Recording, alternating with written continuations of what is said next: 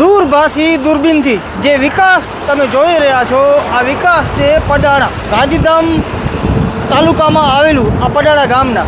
હવે મિત્રો મને એ તો સમજાવો કે આ જેણે બસ સ્ટેશન બનાવ્યું હશે એ બસ સ્ટેશન બનાવનારને એટલો વિચાર નહીં આવ્યો હોય કે આ બસ સ્ટેશનની અંદર જવું હોય તો જવું ક્યાંથી?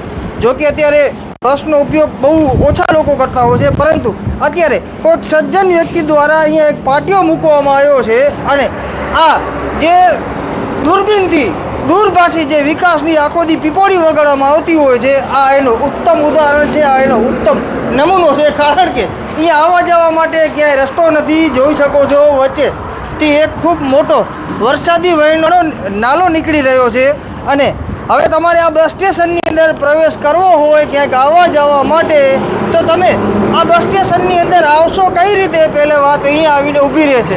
કારણ કે જ્યારે આ બસ સ્ટેશન બનતું હોય છે ત્યારે આરએનબીના અધિકારીઓ કે બસ સ્ટેશન બનાવનારના અધિકારીઓ એ તો અહીંયા હાજર નથી રહેતા. પરંતુ અત્યારે એમનાથી મારો એ પ્રશ્ન છે કે તમારે સાહેબ આ બસ સ્ટેશનની અંદર આવવું હોય તો તમે સાહેબ આવશો ક્યાંથી?